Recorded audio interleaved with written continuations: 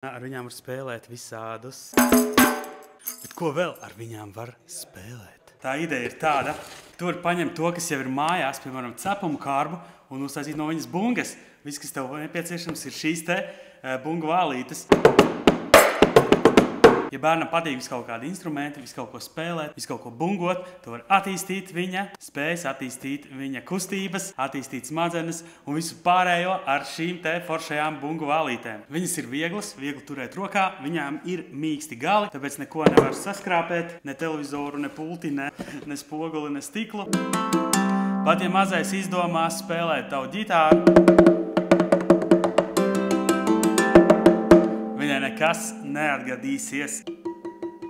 Noderēs visādu veidu skaņu eksperimentiem ar tādām lietām, kas tev mājās iespējams jau ka ir.